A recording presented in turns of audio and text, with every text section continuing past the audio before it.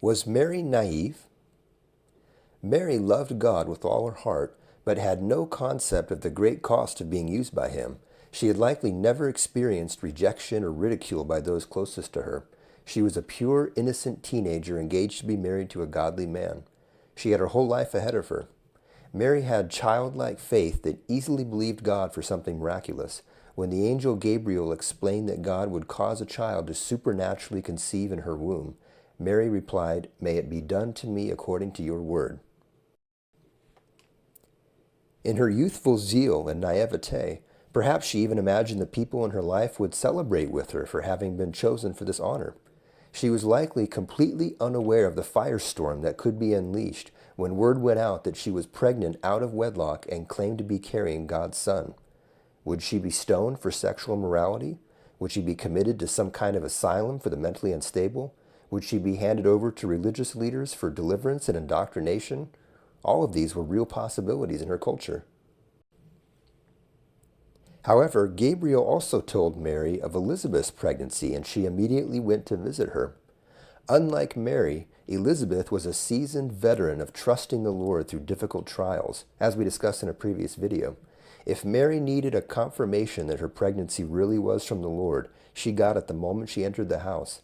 When Elizabeth heard Mary's greeting, John leaped in her womb, and she was filled with the Holy Spirit.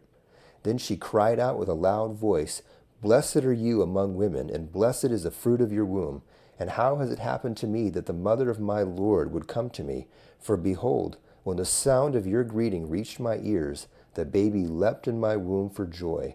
And blessed is she who believed that there would be a fulfillment of what had been spoken to her by the Lord." This moment was God's seal that Mary had come to the right place to be strengthened for what lay ahead. Elizabeth spent an entire lifetime laying a foundation for her call to raise John. Now she would have 3 months to pass her wisdom on to young Mary. Mary desperately needed a mentor to prepare her for what she was about to face, and Elizabeth was perhaps the only woman on earth who was qualified. Mary's challenges were similar to Elizabeth's, only greater. Elizabeth had to give birth when she was too old. Mary had to give birth while she was a virgin and potentially unmarried. Elizabeth was tasked with raising a prophet. Mary was responsible for raising God's son. Elizabeth was faced with possible skepticism and ridicule. Mary faced becoming an outcast or worse.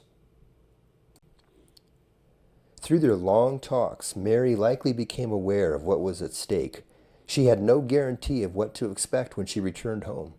Would her fiancé bring her before the authorities? Would her parents disown her? If no one believed her, what would she do? How would she survive? A short time ago, she was carefree and engaged to be married. Now, her life as she once knew it was over.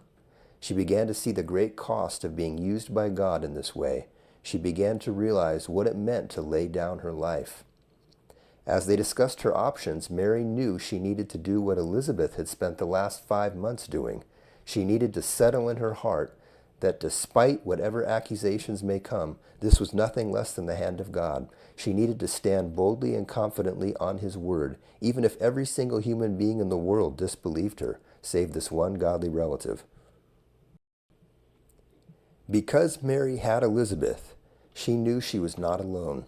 At least there was one person who could relate to her unimaginable circumstances and understand what she was going through. Thanks to Elizabeth, Mary knew that doing what God was asking of her was possible. If Elizabeth could do it, so could she. Elizabeth had went before her and paved the way. After 3 months of prayer, mentoring, and faith building, Mary returned home, ready to face whatever may come. If Mary tried to tell her fiancé Joseph the truth, perhaps it went as well as could be expected. Joseph did not believe her story, but at least he still cared for her and wanted to shield her from public shame. He made plans to end their engagement quietly. Mary must have felt heavy grief mixed with deep, abiding peace. She didn't know what was next, but she knew she had obeyed the Lord and that He would not forsake her. Then, a miracle. An angel appeared to Joseph in a dream and confirmed everything. In one night, everything changed. Now Mary was going to have a husband who believed her, who would protect and provide for her, and who would treat her child like his own son. Now she had a covering and a partner in the inconceivable task of raising the Son of God. God came through. He proved to be faithful in the end, just like Elizabeth promised he would. If you'd like to learn more, you can check out my free book available at the link provided. Thanks for watching.